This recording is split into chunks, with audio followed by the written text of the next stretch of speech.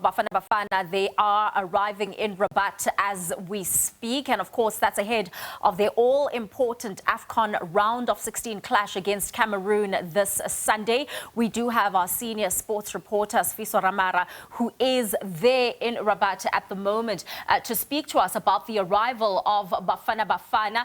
They're looking quite confident is the team. We've already seen Coach Hugo Bruce, the assistant coach, and there we are seeing the senior technical analyst, Sfiso Mali, who is going to be very important in strategizing against Cameroon. Maybe, Sfiso, if you can just paint a picture of how Bafana Bafana is feeling and just the arrivals in Rabat today.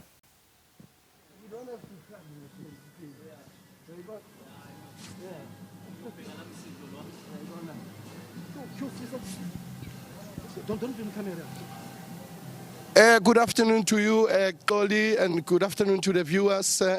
As we can see in our live visuals, Bafana Bafana, they've just arrived in Rabat.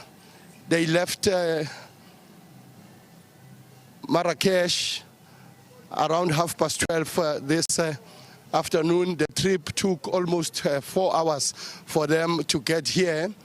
This will be their base for the match against Cameroon. That is the last 16 clash against the indomitable Lions of Cameroon on Sunday. And if one looks at the traveling that Bafana had since they arrived here, we can remember very well that they were based in Marrakesh for the first match against Angola.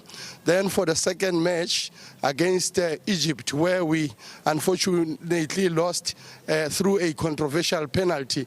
They had to travel to Agadir by bus, and it's a very long trip to go there as well. It's about 3 hours. Then they had to go back to Marrakesh again for their third and final Group B match against Zimbabwe. So this is a place where Bafana will be staying. La Amfratit Hotel is just on the outskirts of Rabat. It's a very nice and quiet place. So I think they chose it deliberately because they don't want any disturbances as they prepare, for the upcoming match. But Bafana Bafana, they will be based here in Rabat until the end of the tournament, because the last 16 matches will be played here in Rabat. The quarterfinals will also be held here, as well as the semi-finals, including the final of this year's Africa Cup of Nations. The only time maybe Bafana will be forced to travel is maybe if they qualify for the third place playoff. The third place playoff is the only match that will be played in Casablanca. I just overheard the coach saying he won't be able to train this afternoon because I don't think he expected such a long trip. I'm not sure if they will be able to go and have their first training session, because tomorrow it's match day -1.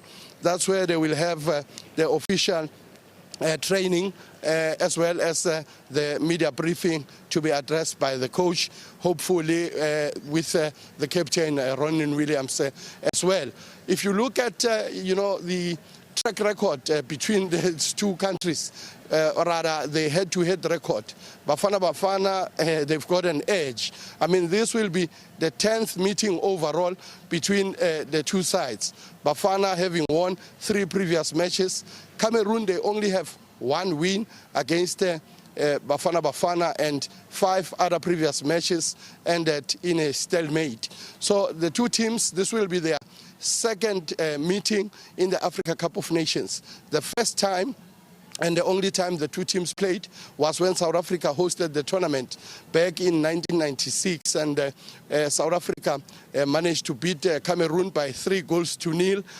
Phil Masinga scored one of the goals, as well as Shoes Mushweu. The other goal was scored by McWilliams. So if we look at that track record, with Cameroon having only registered 1 win against Bafana Bafana, one maybe can simply say Bafana have an edge to win the last 16 encounter.